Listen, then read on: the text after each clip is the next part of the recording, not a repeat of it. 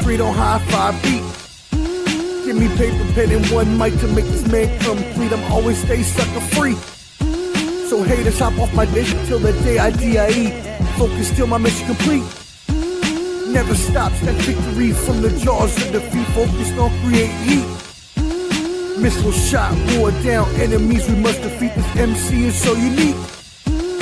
Rocking heads, stop them dead, then bring them back to their feet. You better watch what you speak. Just popping off with the mouth, I'll leave your body feel weak.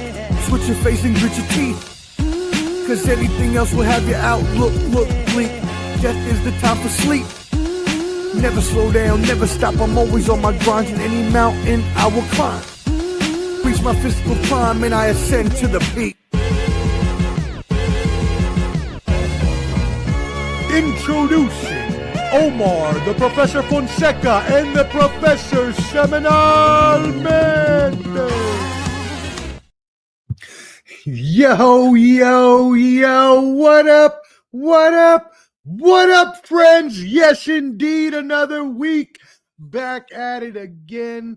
Ball and buds in the building, and this is the Professor's Semanalmente. I am your host, Omar, the sports professor Fonseca today. Not the professor today. No. We won't be doing any U.S. world news today. We're going to keep it fun and light because there are so many things to cover in the sports world. We'll have a little bit of entertainment debate as well, but we're about to get into it. We will cover. I got so excited I knocked the sign sideways.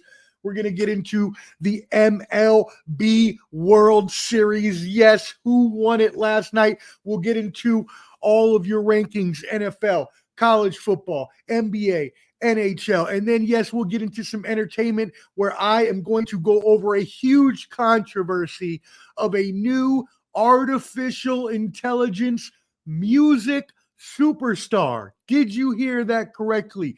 Is this where we're going in the new age? Are we moving to a new age where artificial intelligence is taking over everything, including the music world? You will find out what the professor has to say in a little bit. Shout out my brother, Canteen. Yes, sir. Salute, my man. Thank you for tuning in. Really appreciate it there at the Bottom Line Sports. Y'all check them out. All right, cool. Well, as I said, please make sure you subscribe to Ball and Buds, BALLANDBUDS at YouTube. Also hit that like button, please. Now, whether you're watching or on the replay, it really does help us out in the algorithm. So please hit that like button. And now let's kick this bad boy off. All right. Woo. Did you watch it? Did you watch it? It was the best. One of the best. It was definitely the best Game 7 we've seen in a while, probably since the Cubs won in 2017. But it was one of the best World Series of all time. The baseball was phenomenal. It was so exciting. All the plays being made, all the twists, all the turns. And we could get nothing better than the two greatest words in sports, a Game 7. That's what it came down to. And lo and behold, as you see it on the screen, yes, the most hated, the new evil empire, the Los Angeles Dodgers are your 2025 Major League Baseball World Champions. I am not going to say congrats because as a Mets fan, we are rivals, but it is a news show, and I must say that they did win a awesome series. I mean, I'm a baseball purist and a fan at heart first, and this was just amazing to watch. I really wish, and like many, rooting for Toronto to get the victory there, as you can see on the screen. Dodgers just won last year as well, so now they are back-to-back champions. And wow, what a Game 7 it was. We talked about the twists and turns that we had throughout the series. Nothing less there in Game 7. And so let's get into it. What did it start with, man? It was just Max Scherzer on the hill, the Warrior God, 41 years old, starting a game 7 for the Blue Jays, going up against the baseball unicorn, Shohei Ohtani, who was going there as the Dodgers starting pitcher. And it was, again, just an amazing game. I can't even go through all the twists and turns that happened throughout the whole game because we'd be here all night, just like the 11 inning game it was, even though it wasn't as long as that game 3, right? We know that game 3 went 18 innings. That was a marathon. But this one went 11 innings, Dodgers winning 5-4.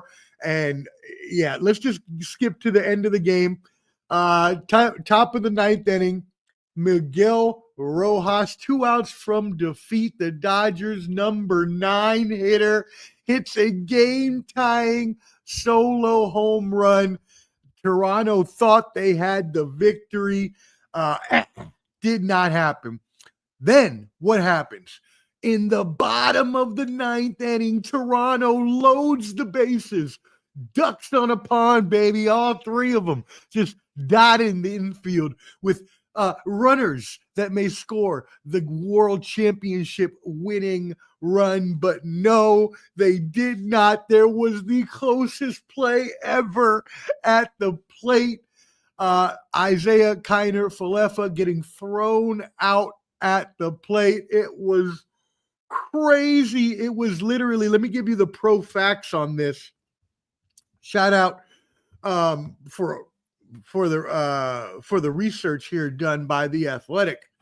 But anyways, in the 9th inning, once they had the bases loaded, Dalton Varsho comes up with 1 out, grounds out, right?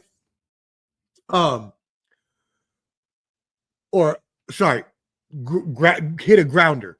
Will Smith is the catcher for the Dodgers, right? So Will Smith, as the catcher for the Dodgers, is going to field the ball that's coming in. Isaiah Kiner Falefa is running from third base. Come to find out, the coaches told him, and this has been apparently the philosophy for the Toronto Blue Jays all year long, but they hold close to third base so that they don't get doubled off on a liner to the infield, which, granted, game 6, they did get doubled off on a throw from left field. I believe it was Kike Hernandez. So it was good for them to sound that way, act that way in the moment. If you're asking me, I don't know, man. You need to take a little bit more of the lead, and the stats call that out. So listen to this. Isaiah Kiner Falefa, his lead distances, right, were among the lowest in the entire World Series. And what does that mean, lead distances? So when you're on a base as a base runner in baseball, you take what is called a primary lead, which is your first step off the bag, couple steps off the bag, and you take a secondary lead, which is going to be a little bit more off the bag, depending on where infielders are, depending on where the defensive positions are, or the defenders are positioned at, rather. That will really depend on where your lead is going to go. Also on the pitcher, does he have a good pickoff move? Is the catcher good at holding runners on base? Is the first baseman holding the runner, or third baseman holding the runner to the base? In this case, the third baseman, right? So again, this is what the Blue Jays have been doing all year long. They say, hey, hold close to the bag so we don't get doubled off. You're getting too big of a lead. The primary lead that he took was the primary and secondary leads that he took. Again, I mentioned they were lowest. Some of the lowest in the entire World Series, right? 357th out of 381 for primary leads at 7.8 feet. And then his secondary lead was 8.9, so another 1.1 inches. Because remember, the secondary lead is never as big as the primary lead, because you're just taking a couple extra steps to try to get a little more lead if you have the leeway to do so. That was 366th out of 376. So again, very bottom of it. Now, his sprint speed, how fast he was from third to home, 28.2 feet per second, which was 61st out of 689 of those same plays in the World Series. So he's running very fast, but taking a very short lead compared to every other play throughout the World Series. That came back to bite them as his foot, literally, his foot came down like this, and the catcher's foot had come up off the bag, and the catcher's foot, Will Smith, got it back down an eighth of a second before Isaiah Kiner-Falefa got his foot down on home plate, and he was called out, and he slid, or before his foot touched the plate, excuse me, because he slid. He didn't run through home plate. A lot of consternation going around over whether it should have maybe ran through home plate instead of sliding, and if he would have gotten there quickly. I am like you would do at first base. I am inclined to agree with that theory in this case, but we will never know. All we know is he got thrown out at home by the smallest of margins. It was crazy. And so the analysts, again, in the statistics, say that if he would have just taken one extra foot of lead, that he probably would have scored. So what else happened? I told you about the Miguel Rojas home run. You got Yamamoto just coming off being signed to a 12-year, $325 million contract. He was the prize of the offseason when it came to starting pitching. Quickly proved his worth, winning the World Series MVP in the process through a complete game. And then came back, pitched again in Game 6, and then finished off Game 7. Amazing performance. Pitchers just don't do this anymore. We haven't seen anything like this in a long time. And so salute to him. He very well deserved that World Series MVP for sure. LA did not blow it at the end this time. If you ask me, I know baseball game of inches. Toronto had a lot of chances. Toronto had a lot of chances to close this series out between Game 6 and Game 7, and they did not do so. And one of those pivotal moments was getting thrown off. I mentioned this earlier when they got thrown off, double play at second base, when the guy thought that the ball wasn't going to be catched, and he ran off the base, and they got him at second before he could get back. There is zero excuse for you to be thrown out at that venture. That is the time when you don't take that extra lead, because first of all, you're at second, so it's a lot different. And also, you have more of a gauge to be able to see if the out. Now, granted, it was coming down quick. It didn't look like he was necessarily going to make the catch, but you just cannot. And especially the last out of the game. You just cannot. Not the last out of the game. Not with 2 outs. You just cannot. That is completely and utterly unacceptable. I'm not going to call the man by his name because he already feels bad enough. But I'm just going to call out the error. And that was critical and cost, in my eyes, Toronto Blue Jays this World Series. Now, was it the only thing? No. As we know in sports, there's a lot of things that go into the conclusions of these games. I mean, Hoffman, the reliever for the Blue Jays, is blaming himself for giving up the home run to Will Smith, which ended it all. Will Smith, again, walk-off hero as he was last year for the Dodgers in multiple games. Just coming through in the clutch. Mr. Clutch is what they should call him. Coming through with a game winner in the 11th inning. Toronto, the Rogers Center just went silent in disbelief as their Blue Jays, again, in my eyes, had multiple chances and should have closed out the series in Game 6 and Game 7 and did not, and let the Dodgers, again, in my eyes, win this series when maybe they should not have. Now, I'm not going to say better team or not better team because they're both very, very good teams. And actually, if I had to venture, I would say the Dodgers are the better team. They just didn't perform as well within the World Series.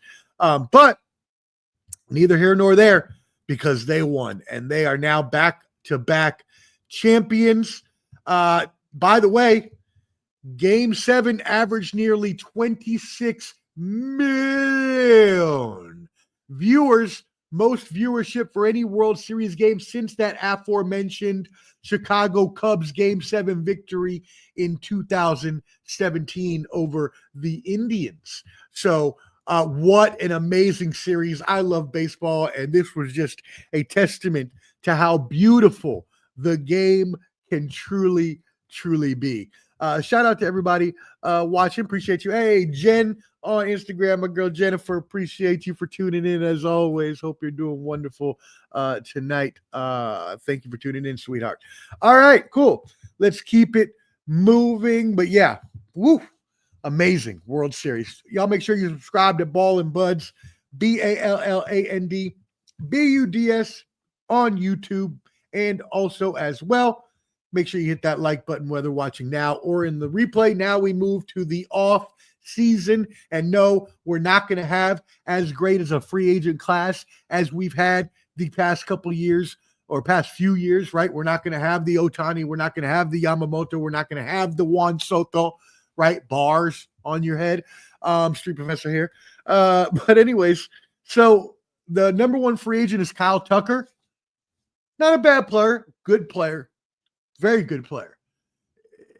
Franchise cornerstone, 12-year, 10-year contract type player. I'm not so sure about that. We will debate it on our MLB season review show. Y'all tune in for that, to be announced this week. We are going to have it. My brother Amul, the Agilist, Lion, Reese Penn, and I'm not sure who else we're going to get on in that third spot, but we'll get somebody else on, and we're going to have that MLB season review and go through the whole season, and we'll talk about free agency then.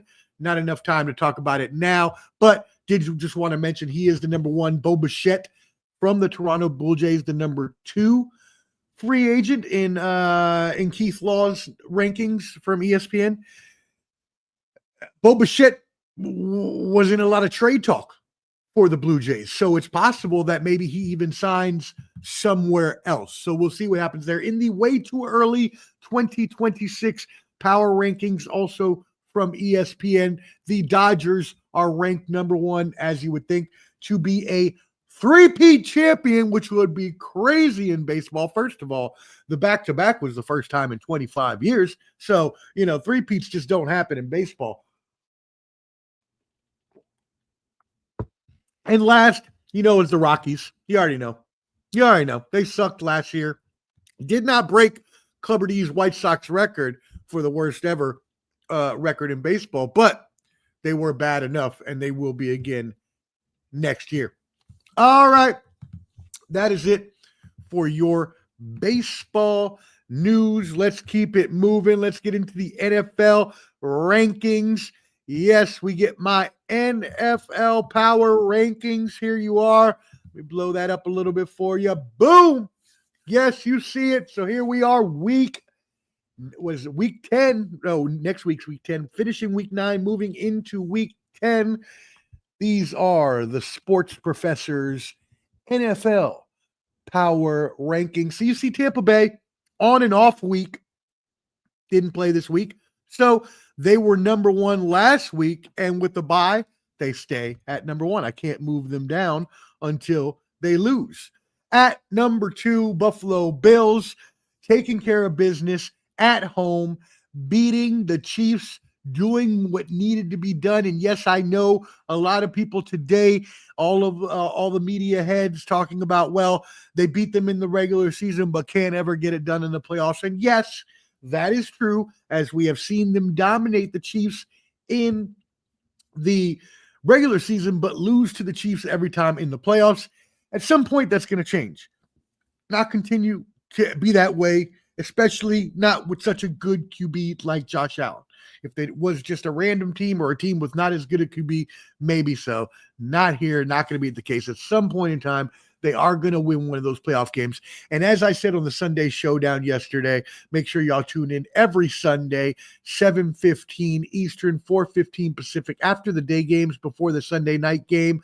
myself, Clubber D, the Combat G, Dirty Mojo, and Shane Peach. We talk a little NFL, college football. We do the reviews and picks and everything. So y'all make sure you turn in. But anyways, on that show, we talked about the fact that, yes, there is this dichotomy when it comes to the Bills and Chiefs regular season playoff win-loss record. But I said that I think even then, a victory over a team as hot as the Chiefs were is still substantial and could give you the positive momentum in order to be able to carry that into your next game, which would be in the playoffs. And I'm sure we will see again in the playoffs. So I think this might actually bode well for the Bills. And actually, you know what I'm calling it now? The Bills will beat the Chiefs in the playoffs this year. Y'all mark it down. 11-3-2025 Sports Professor Pro prediction. Moving on, Philadelphia Eagles, number 3. No reason for them to move down either, right? They had a bye, so no reason for them to move down. They were there. Indianapolis, moving down to number 4 now. Uh-oh, what happened? Yes, if you didn't see, they got beat by the Pittsburgh Steelers. But our brother Clutch B, his Pittsburgh Steelers dismantled the Indianapolis Colts. But since, and Dirty Mojo pointed this out, little silver lining, even though they lost the game, and even though they were winning by 14 for most of the game, they only lost by 7 at the end, and they played a really not a great team, but a really good team in the Steelers. So I didn't move them down that far since they were my number 1 team last week. I just went ahead and moved them down to number 4. Didn't want to punish them too much for that. If it was a worse team, like what the Packers did with the Panthers, you can see they're not even in my top 10 anymore. But the Colts, they played the Steelers.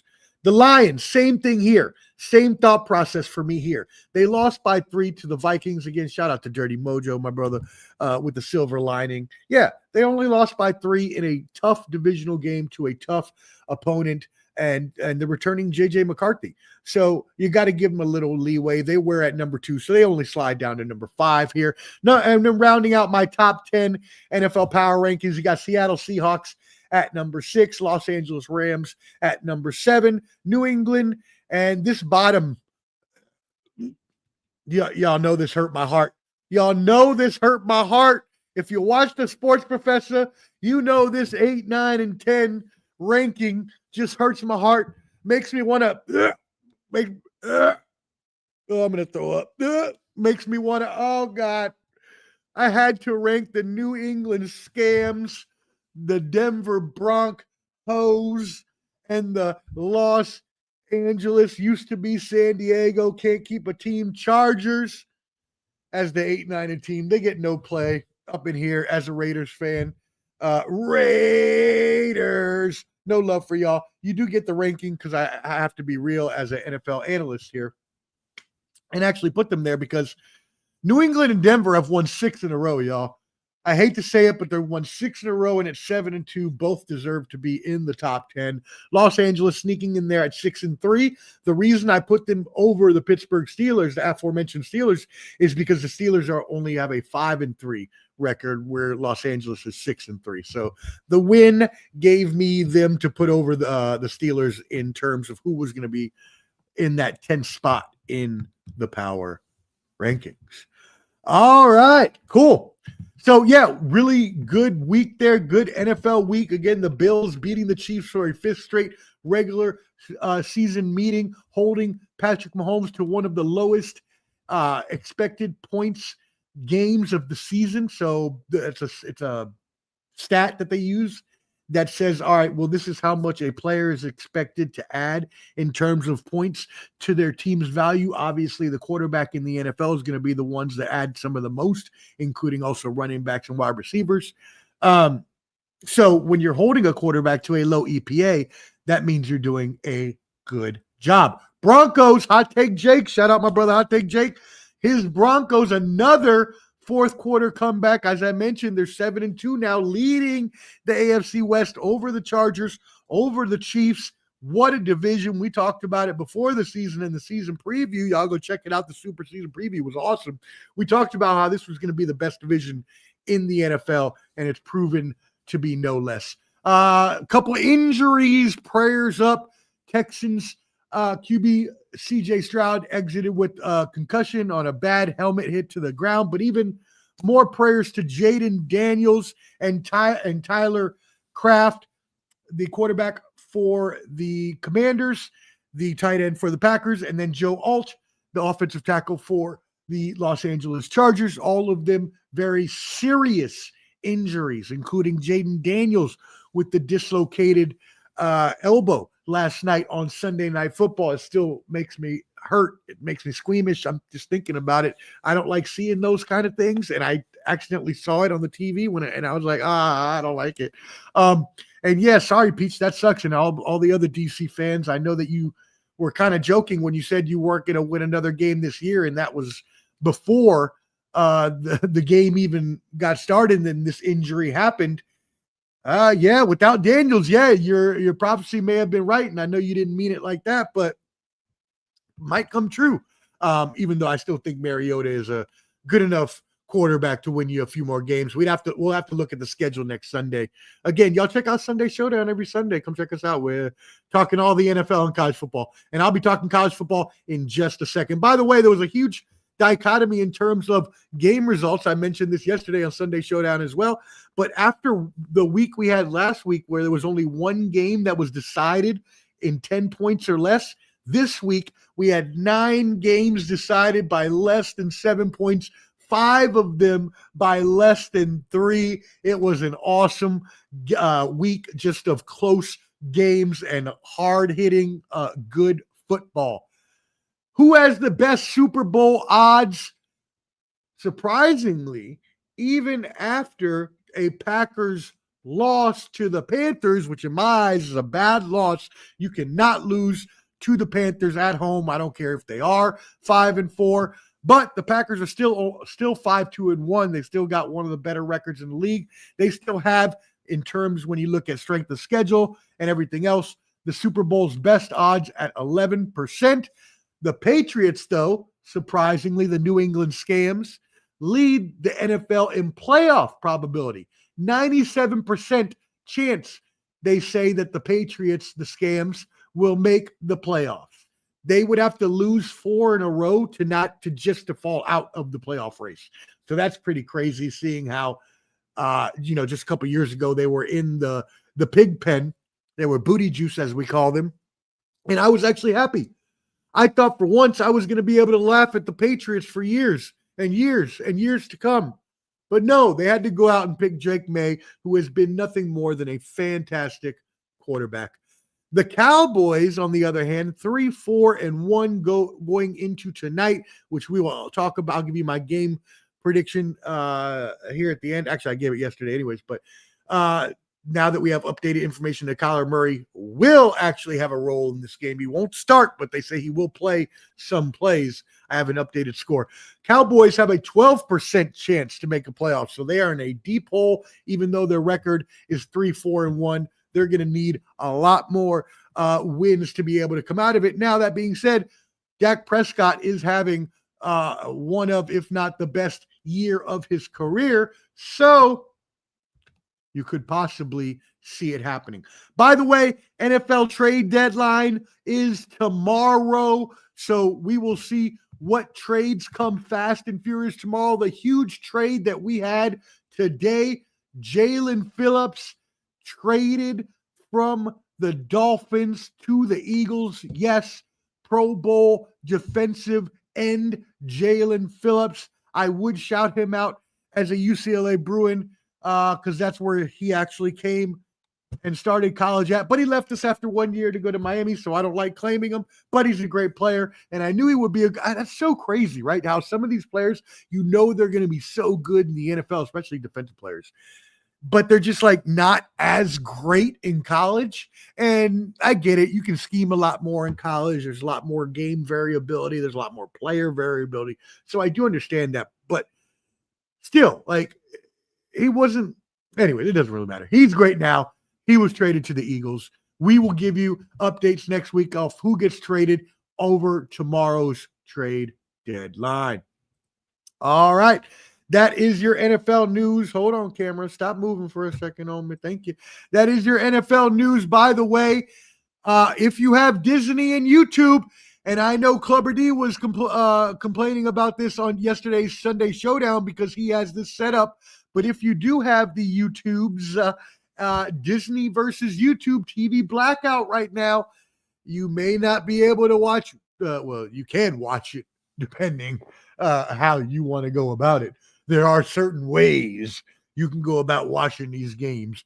That being said, nothing that we advocate here on this program. ABC and ESPN remained blacked out over the weekend for 10 million YouTube TV subscribers. Which YouTube TV, y'all, you may not think that it's a huge distribution platform, but they are the number 4 distributor for streaming, and I guess you can't call it linear TV anymore, but streaming TV in the United States. More than 20 Disney-owned channels were affected. Monday Night Football tonight at risk. This is the largest carrier dispute since 2024, when, if you remember last year, DirecTV blacked out Monday Night Football opener, which I remember because I have DirecTV. YouTube TV, so it happened to me last year. So, it's going to be happening every year with these changing streaming rights and media deals. It's going to be happening all the time where you're going to have things like this happen, especially in sports, because that's where they black a lot of things out, is live sporting events. All right. Awesome. Thank y'all for tuning in. Make sure you subscribe, at Ball and Buds, BALLAND BUDS on YouTube. Hit that like button whether watching now or on the replay. Let's move it on into college football. Yes, just like it was crazy, the dichotomy, right? So last week we had a exciting college football week, but kind of a down NFL week in terms of game scores, comparisons, things like that. And then this week it was flipped.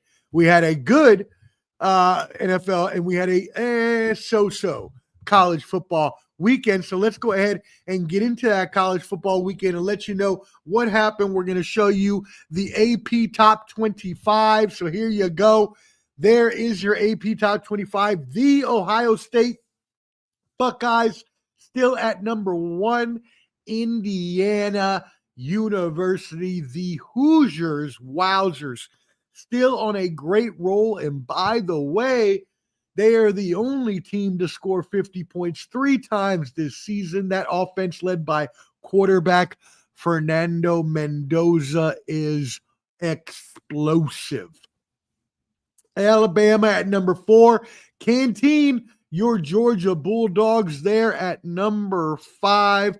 The Oregon Ducks at number 6. Ole Miss, number 7. BYU 8. Texas Tech 9. Notre Dame 10. You'll see Vandy slip down to 15. Tennessee to 23. For those of y'all here in Tennessee, Memphis moves up to 22. Now, this is the thing, y'all, when we're looking at college football, and you can see the college football bracket there on the right-hand side, you are not truly out anymore till you are truly out. And I said it at the beginning of the year this year. I said that we were going to have a 3-loss team, make the playoffs, and it was probably going to happen this year. And it's looking like that will be the case, but also at some point with all the parity, NIL deals, all of the transfer portal and movement in college football, we're going to be able to see a bunch of different teams coming up and a bunch of different teams going down on a yearly basis to the point where you're able to see schools like Vanderbilt get into the top 25 when they're not known as a football school. So we're going to see this parity. We're going to see a lot of teams that are getting in. We're going to see a 3-loss team this year get in, and we'll probably see even a 4-loss team sooner rather than later. But let's blow this up again. Look at the playoff bracket on your right-hand side. Let me go ahead and blow that up fully for y'all. But yeah, go ahead and take a look at that playoff bracket on the right-hand side. Again, courtesy of The Athletic. Thank you here, and courtesy of 0-3 for the AP Top 25 poll. Shout out to them. Y'all subscribe, follow them on Instagram. 0-3 for all the amazing top 25 graphics. But Athletic provided us this bracket here. You can see it. This is projected. So you'd have Texas Tech, BYU, Georgia, Memphis, Ole Miss, Notre Dame, Oregon, Virginia, all playing within that first round. Ohio State, Alabama, Indiana, Texas A&M getting the Power 4 buys there. So that's what the projected bracket looks like as of now. Again, thank you to the Athletic for that, and to 0-3 for the AP poll top 25. But yeah, that's what it looks like at this point, with just a few weeks left in the season before we actually get to this playoff bracket being filled out. So there will obviously be some changes in the weeks to come, but definitely wanted to just show y'all that. All right. By the way, the big news in college football is all the buyouts. Auburn has now fired Coach Hugh Freeze, owes him $15.8 million in a buyout. Look, y'all, this is nearly $185 million in buyouts in college football so far this season, and expected to pass 200 million soon. Here's your pro fact for this. There has been, I guess I should get my pro facts right if I was going to. Now I confuse myself on the number. I'm doing so many numbers over here. I think it's been 12 coaches fired. It's 5 more than the most ever at this point in time for the past, not most ever, but for the past like 15 years. So that's pretty crazy that so many coaches have been fired this year. And a lot of them are owed a lot of big buyouts, because nowadays these agents, these super agents, are the ones that are negotiating these deals for these coaches and are allowing Brian Kelly to get $53 million, allowing James Franklin to get $50 million. Like, this is crazy. None of these coaches should have these buyouts. None of these coaches are worth that. What are they? I was about to say Vince Lombardi, although he was an NFL coach, so I guess I could have used Bo Schembechler. There you go. Shout out to my boy Clutch B. Yeah, so come on now. Let's be real about this. Yeah. Let me get off my soapbox there. Anyways, all right. Moving on. NBA, NHL. Yes, you see it. The NBA Emirates Cup going on right now started. Halloween night. You ask Omar, what the hell is the Emirates Cup? And the sports professor says something new that the NBA invented to inject more excitement into the players for regular season play, because players got to the point where they didn't really care until April or May and didn't actually start playing hard until then. So they invented this crazy little thing called the Emirates NBA Cup. And it's just a regular season tournament that they invented to inspire harder play. Anyways, usually it's a bad team that wins this, because the better teams know that they don't need to win this. I don't want to say stupid, but it's not as important in weight, not even close to the actual Larry O'Brien championship. So again, whatever, it's cool. They got the cool courts. I do like that court design. Some of them are ugly, but a lot of them are cool. And my Celtics, they're one of those that would probably win the cup, because it's one of those, not as good teams that usually wins it every year. But just wanted to let you know that that's what's going on now in the NBA. And other NBA news, wowzers, news out of Memphis. Ja Morant and the Memphis Grizzlies are having a real bad problem after last night's game. Ja Morant only logged 8 points on 14 shots, and after every question in the post-game news questions where they go in the locker room, every question they asked, his answer was, go ask the coaching staff. And then the last question was what he believes they could do aside from going to ask the coaching staff. And he was like, well, according to them, they don't want me to play, honestly. So, I mean, look, they fired Taylor Jenks last year. The coach trying to hope that would solve the issue, but it never has been. Ja Morant, make no doubt about it, is an NBA basketball superstar. No doubt about it. He is a superstar at the game of basketball. But he's also a superstar at being a distraction to the team. And being in the situation he's been in, it's been more often than not him that has been the one to bring the distraction to the Grizzlies. And not that the Grizzlies, I mean, they were possibly on their way to becoming a good team again, like when they had the tough and grit team back in the day. But at this point, it's got to be done. It's got to be done. There's 2 years remaining on his contract, and you have to believe that the Grizzlies would still get a haul just because, again, he's a superstar when it comes to being an actual basketball player. And since he is a superstar, he can command a lot in the trade market. You would be able to get multiple first-round picks for him. And at this point, I think the relationship is too strained with the Grizzlies. I believe at this point it's too far gone. They've been through too much together. It's like a jaded couple, right? That has just been through so many breakups and they just keep getting back together and keep breaking up and keep getting back together and keep breaking up. It's like, yo, just end it. Just end it. Just be done. Just go your separate ways. Mutually, whatever the hell you want to call it. Grizzlies get good picks back. Ja Morant gets to go somewhere that possibly, maybe a better veteran presence. Like if you had said you were going to send Ja Morant to the Warriors last year instead of Jimmy Butler, I would accept that because Draymond Green and Steph Curry will be able to provide that veteran presence to hopefully be able to just like keep the distractions minimum. He didn't have that in Memphis. There was no one. And so he was the big dog. And so they let him get away with a lot more stuff than normally would happen.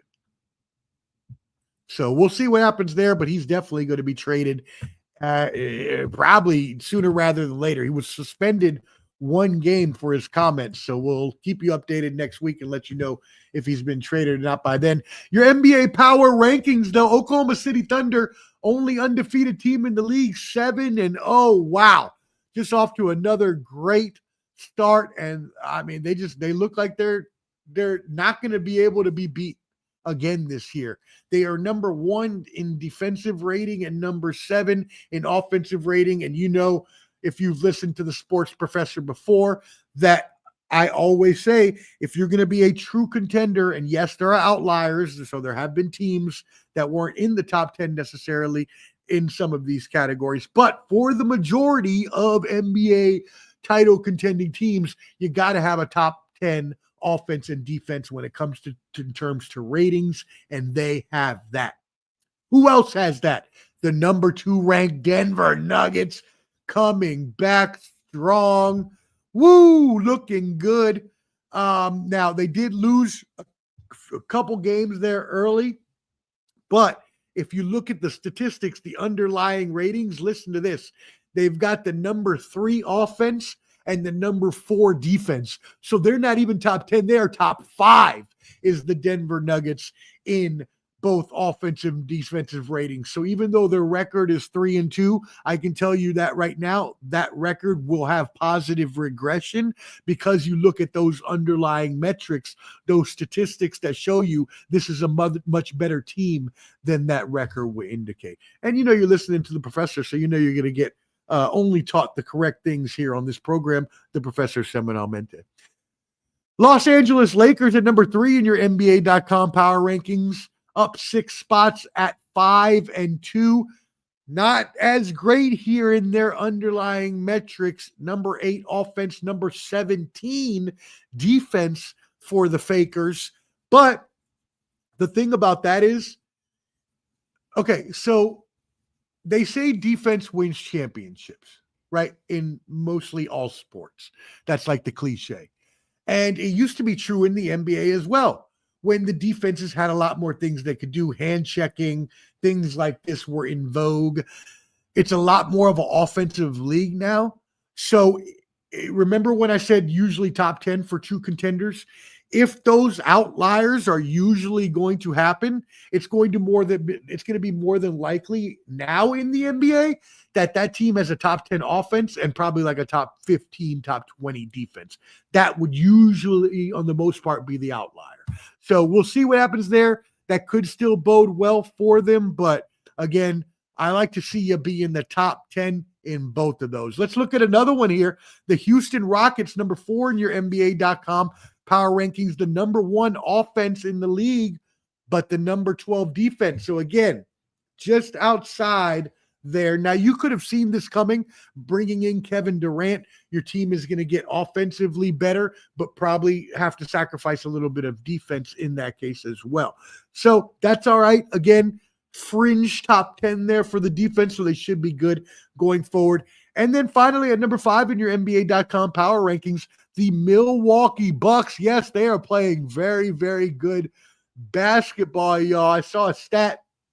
It said, and because it was one of those stats that tried to fake you out at first, bury the lead sort of thing. And it said Giannis is averaging whatever it was, 24.3 or whatever it was, points.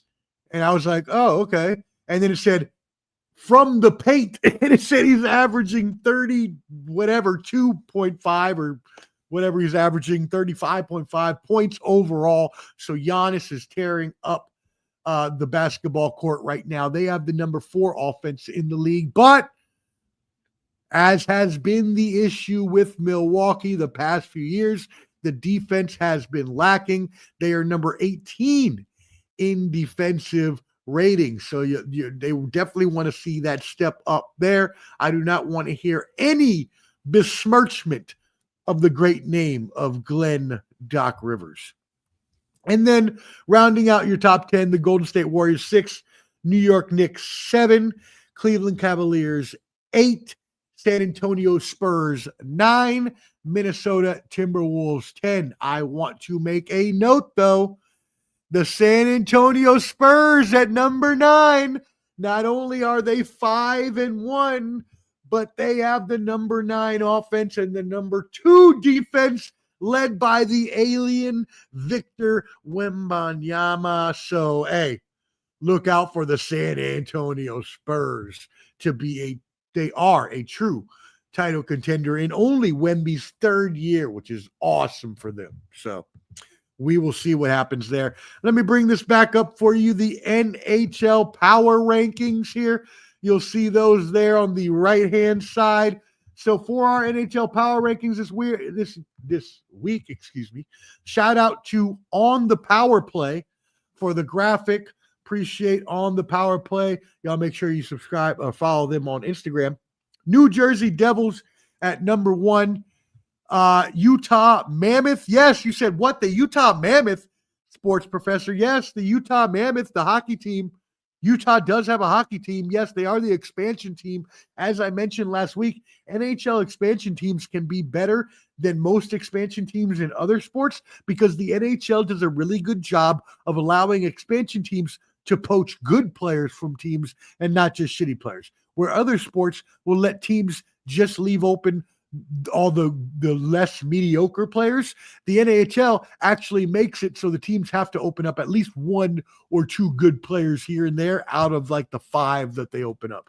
So that's why expansion teams are able to be so good so quickly in the NHL, because Utah is brand new. They just started 8 games ago or whatever it is. Clutch Bees, Pittsburgh Penguins coming in at number 3. Number 4, you got the Winnipeg Jets, and then at number 5, the Carolina Hurricanes.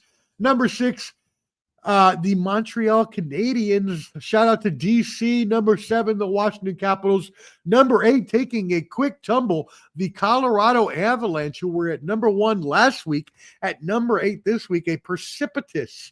What a great word for a Puerto Rican on a live television show. Shout out my brother Conan. What a precipitous drop for them. At number 9, the Las Vegas Golden Knights. And at number 10, the Detroit Red Wings. That is your NHL power rankings for the week. Now, after that, we are going to go into our mixed bag. We got a couple more things we want to talk about as well. College basketball started today. Yes, what a glorious day. College basketball. It's been going on since noon. Shout out to my UCLA Bruins and my alma mater, the Maryland Terrapins. Both the men and the women play. Actually, Maryland is playing right now, the men and women. I'm going to actually try to catch the second half after this. And UCLA plays late tonight, so I'll definitely be watching both of those tonight. But shout out to college basketball coming back. So I am going to give you, again, shout out to ON23 on Instagram. Please follow them. ON23. We really appreciate their graphics for the AP Top 25. Purdue on the men's side at number 1. Houston at number 2, perennial contender. Florida Gators at number 3. Colorado, UConn, Huskies at number 4. St. John's, the return of the St. John Red Storm at number 5. Duke at number 6. Michigan, Clutch Bees, Wolverines at number 7. BYU at number 8. Got a good football team and a good basketball team. University of Kentucky Wildcats, number 9. Texas Tech at number 10. You see my UCLA Bruins there at number 12, just outside of the top 10. We are going to have an awesome team this year. Moving over to the right-hand side, take a look at our preseason women's college basketball top 25. Again, shout out to ON3 on Instagram, ON3. Y'all follow them. Great graphics here that they provide there on Instagram. UConn at number 1. Look at that. Number 4 in men's, number 1 in women's. Wow, the Huskies always producing really good teams. Gino Auriemma over there. Dawn Staley led South Carolina Gamecocks at number 2.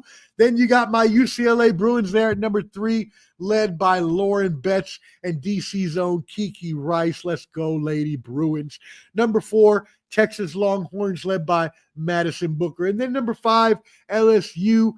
Number 6, Oklahoma. Number 7, Duke. Number 8, the return of the Tennessee Lady Volunteers, a resurgence.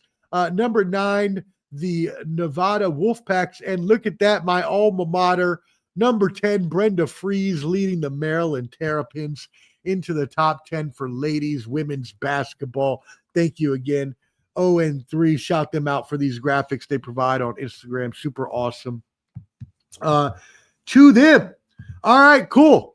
Now, let's move it on. I do want to go through a mixed bag real quick before we get into the entertainment world.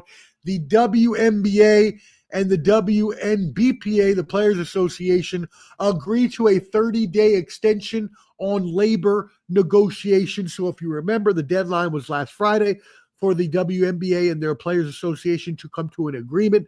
They are not anywhere close, as you've heard on this program here before from me. I gave you all the whole backstory on this. They are far apart in terms of a deal. They agreed to a 30-day extension. We'll see if that actually happens or if it's one of those Donald Trump extend the tariffs for 30 days kind of thing. We'll see. Sounds like it's more like one of those with how far my sources tell me they are apart. The National Women's Soccer League, Racing Louisville, claims the final playoff spot after 4 straight seasons, get this, of finishing the first spot out, So finishing one spot out 4 years in a row, heartbreak for Racing Louisville, making their first playoff appearance ever. Shout out to the ladies at Racing Louisville and the National Women's Soccer League. Finally, New York City Marathon.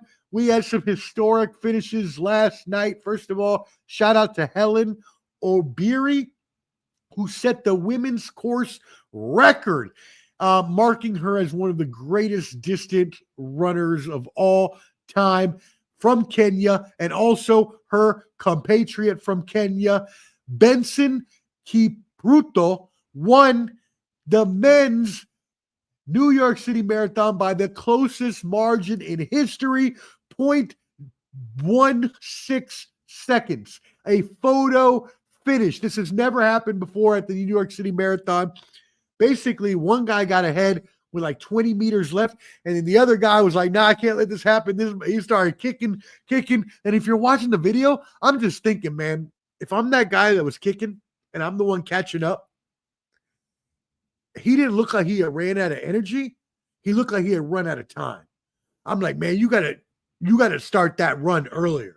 Like, it would be better for you to start the run earlier and possibly run out of gas and lose that way than start too late and lose because you didn't time it right, even though you still had the energy.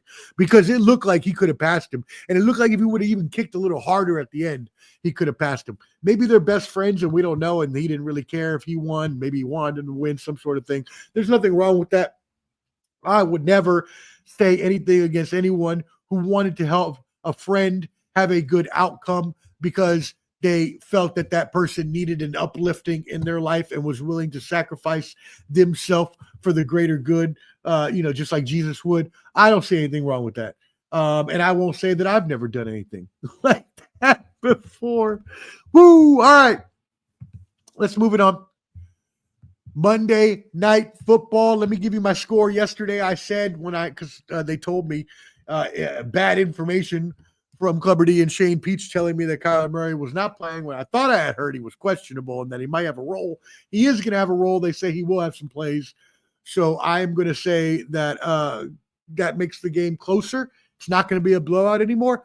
I still don't think they'll win because Kyler Murray is not going to start or play the whole game. He's just going to have packages. So I still think the Cardinals lose.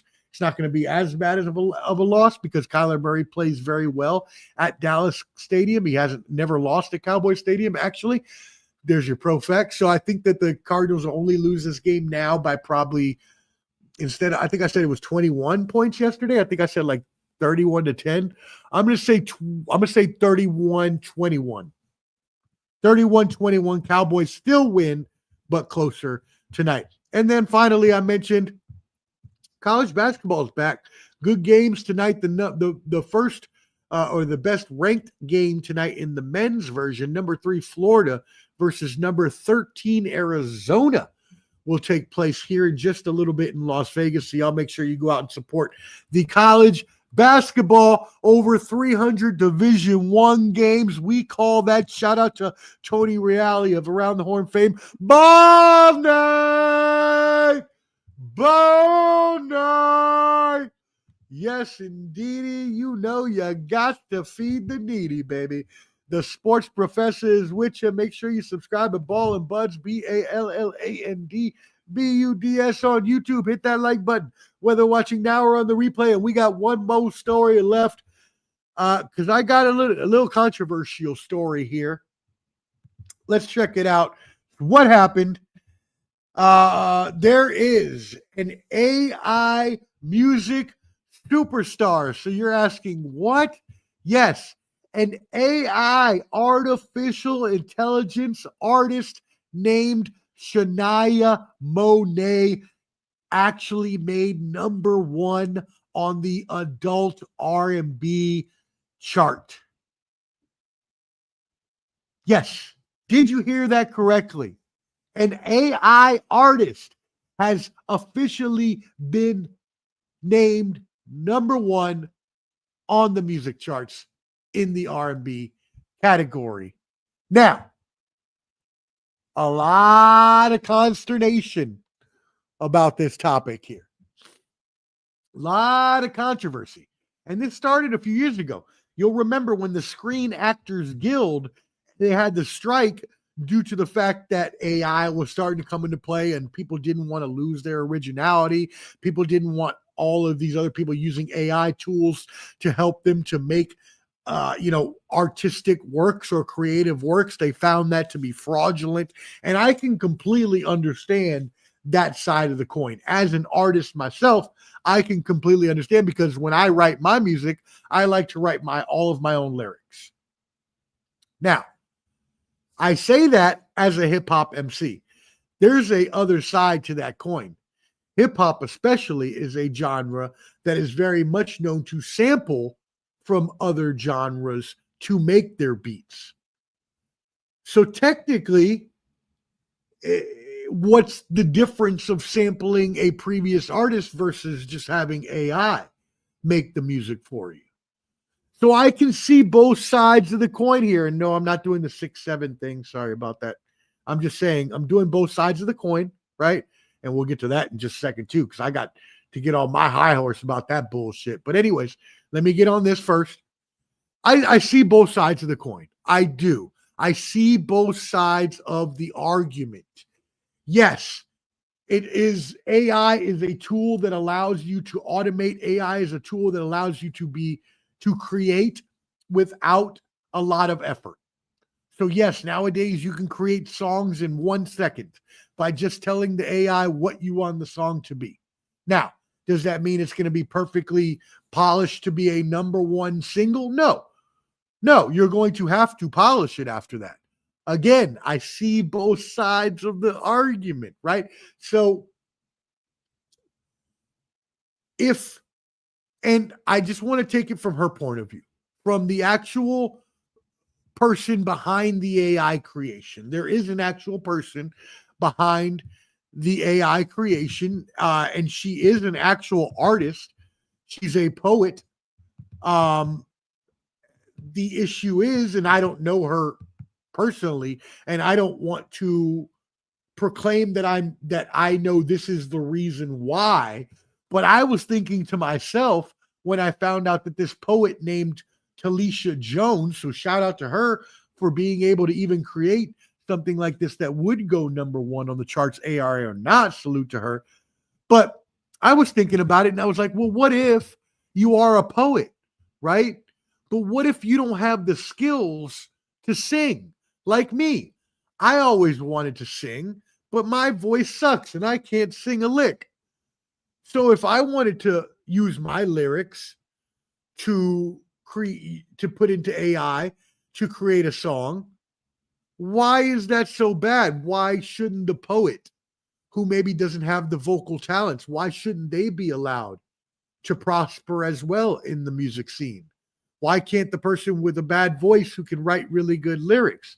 I mean, in hip hop, there's ghostwriters too. So you could do that. Yes, you could write for someone else, an artist who can sing, but why not make all the money yourself? So again, I see both arguments here, but a lot of people are upset saying it's not right. You shouldn't be able to use AI to create music or movies. You should have to do it all from your own mind. And again, I understand that as an artist, but also as a hip hop artist where you sample beats and there's ghostwriters and even in country music where there's a bunch of ghostwriters here. I just interviewed a ghostwriter a couple of weeks ago. You can check out the IG for little David Wilkins. Shout out. But if that's the case, why don't they deserve to shine? And why should they have to give that to another artist and share in all the profits when it's their lyrics? So I can see that too. And I kind of like, that makes sense too. So what happened? How was I supposed to know? Again, created by Talisha Jones, is an AI artist by the name of Shania Monet. It's crazy. Now, I can't play this obviously for copyright infringement reasons, but I went and listened to the song and it's a damn good song. Like I ain't even gonna hold you right now. I am not even gonna hold you right now. It is a really good song. It's AI created, but it sounds polished. The lyrics are good. It's a good song. I'm not even mad at it. So I'm torn. I'm like Natalie. I'm like, wow. Taking it back in the shout out, Natalie Imbruglia. Shout out here on the Professor Semanalmente. How you like that one? I'm a little torn, like Natalie, on this one. I'm up in the air on whether or not I like the artist being AI generated or not, but I can say that I do understand completely. I do. All right. Also, rest in peace, Bob Trumpy. And you may say, Omar, who is Bob Trumpy and why are you giving him an RIP? You don't even know him. You're right. And it's not because his last name is Trumpy and it has nothing to do with President Donald Trump.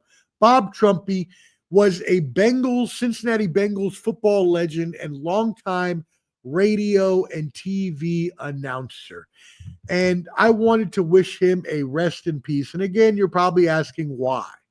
And it's not because he was a football player, and it's not because he was a broadcaster for the Bengals. But it was for him as a human, because there is a story that I read about the man that when he worked He took up a job at a radio station, I guess in Cincinnati. But anyways, one night he was working in the radio station, and a frantic young lady called in.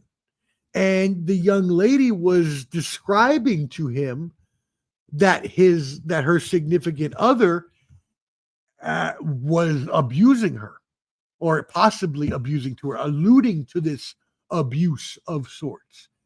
And Bob Trumpy, instead of like most normal radio hosts would do, may have either, thought that maybe it was a prank call, or maybe even hung up before they even got to what the lady had to say, because they're frantic. And on the radio, you got to be careful with those sort of things, FCC regulations, those sort of things.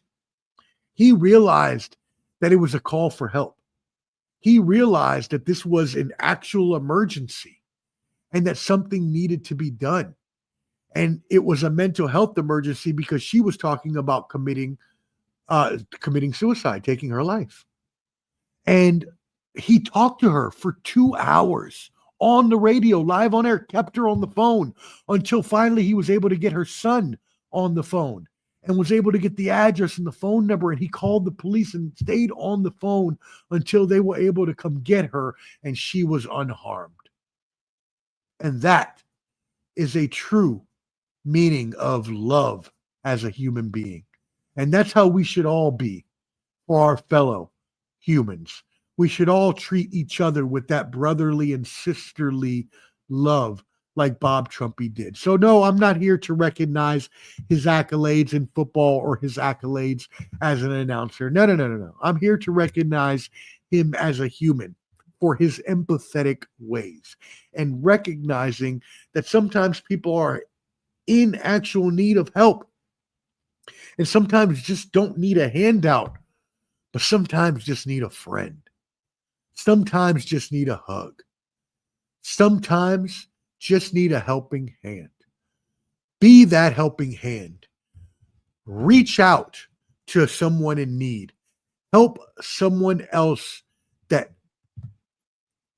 could very much just need a hello, just need a smile from you, for them not to want to do something that they may regret later. So love each other, be kind to each other. Don't allow the division in this world to bring us apart. Treat each other with the same level of respect and kindness that you want yourself to be treated, as the golden rule, as we say. Now, I probably should have saved that story for last, because I like to end on a positive note. So I probably should have saved that story for last. I did my organization of those last two stories incorrect, because now this last story, oh, no. The professor got a little axe to grind, got a little Peter Griffin grinding my gears action going on right now. You know what I'm saying? What's blowing the professor's mind? As I used to say on the mind of the professor. I'll bring that back, that segment. What's blowing the professor's mind today? You know what's blowing my mind today, brother? My Hulk Hogan voice, rest in peace. No, I'm about to be the old man on the lawn. I am about to be the old man on the lawn shouting at the clouds. I pride myself. The professor prides himself on an immaculate and extensive vocabulary. People often ask why I know so many big words, how I learned so many big words. And the answer and truth to the question is that I used to study the dictionary growing up. Shit, even when I was in the military, I remember there'd be long nights at the Pentagon where we would just be bored on mission sometimes. And obviously you can't go do anything. You can't play games. You can't, because you're still on mission. But there might be a dictionary there that you could crack open and study some words. And I would just flip to different pages and just study different words. But I used to do it as a kid too. So that's how my vocabulary became so extensive. I would just flip to different pages, point to a word, and learn that word. And I would do that multiple times a day. So that's how my vocabulary got so big. So I pride myself on my vernacular, on the way that I can express myself through language. And unfortunately, kids these days, brain rot is true, y'all. Social media. And I know as a professor of digital marketing of social media, I teach it to people. I can tell you it is a cesspool of brain rot. It is a horrible place for our children to be. And it's only proven more and more through their lexicon, through how they are exuberantly portraying themselves, how they are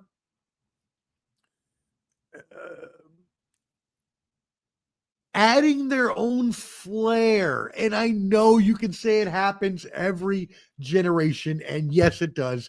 Every generation comes up with their new slang. I know, yeah, we used to have yo and dude and hey in my generation, whatever. Fine. Got it. Cool. Whatever. But it's gone too far. Okay? It's finally gone too far. And I am going to put my hands up right now. And I'm going to get on my soapbox. And I'm about to go on a huge rant. Because I pride myself on knowing a lot of words. And we've been tested. We've been tested. There have been a lot of us in the linguistics field that have been tested this year. Everything from stupid skibbity, toilet, bullshit, to anything else giving. Don't be giving me anything before I give you an ass whooping.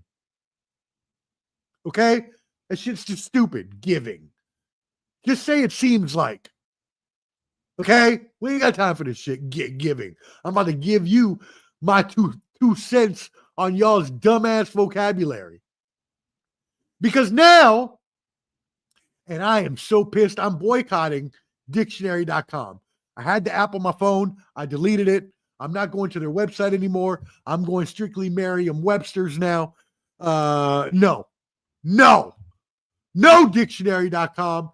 No, bad dictionary.com. Bad dictionary. These mofos at dictionary.com have declared, and I don't know who the hell made you the declaration, dictionary.com. I want Merriam-Webster on this one. They said that 6'7" is a word. Yes, the stupid trend you see of the kids doing the hand signal, 6'7", 6'7", I'm a dumbass. Shut the fuck up. Where's my shit? Where's my soundbite? This is for all of Generation Alpha and y'all saying this dumb bullshit. This is for all y'all. Get the fuck out of here. What the fuck is a golem? Some monster, Frankenstein. Get the fuck out of here. Why don't you get the fuck out of here? Come on, get the fuck out of here and stop wasting my time. Or get the fuck out Stop of here. wasting my time. Ain't nobody got time for this. Ain't nobody got time for that. 6'7" is not a word. They are two numbers put together to mean a slang phrase, not even a word. And if you really want to know what the song comes from, and you really want to know what the song's about, which nobody really wants to do their research, not very hard, go listen to the song. It's a drill rap song, clearly meant to instigate violence on the streets. Which, hey, look, I'm a hip hop MC. I do rap. I have no problem with it, but that's what it is. So they probably wouldn't be using it, especially a bunch of young white kids, if they actually knew the underlying meaning. Neither here nor there. It's still not a fucking word. It's loosely a phrase and not even that, because a phrase needs to be word-based. It is a number-based phrase, as I'm just making up right now, because it's not a word. And I don't care what dictionary.com says. And I don't care what these stupid brain rot kids say. Take your stupid generation whatever, Z alpha slang, and get the fuck out of here. because the professor who actually teaches, excuse me, as I'm trying to correct you on your grammar, teaches, and who's taught at universities, plural, I could tell you that's not a word. And that's all I'm going to say about that. Y'all got me so pissed off, I was about to mess up my grammar. I ain't got no time for this, dictionary.com. That's what blows the professor's mind. I should have switched those stories around because now I'm ending with an elevated heart rate and blood pressure when I should have just ended on the positive note. Let's go back to the positive note. Y'all be kind to each other out there. Y'all be safe. Y'all be successful this week. Help each other out. We'll catch y'all. Let's see. We're going to have the baseball this week, MLB baseball and World Series review this week, either tomorrow or Wednesday. We'll also have the boxing champs fight picks group next week on Wednesday. We'll also have our NBA season update that will also hopefully be next week. If not, then the week after. And as always, every Sunday showdown, 7:15 after the day games, before the night games. And as well as always here every Monday or Tuesday. It all depends. I try to go Mondays, but a lot of times I like to go Tuesdays because it's when there's less stuff on TV. So y'all actually watch me instead of watching the TV, which you're probably doing now and not paying attention to me. But Total Evisceration is coming eventually in the new year. And when it does, that's going to be on Tuesdays.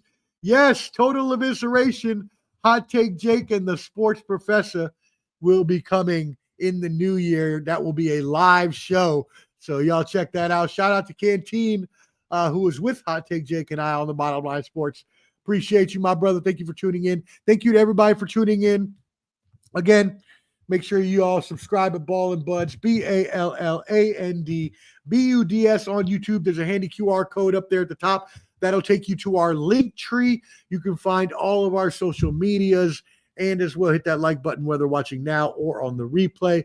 And I will see you for baseball, then football, then back here next week. Holla. 5,000. Ball night, Tony Reale. Holla.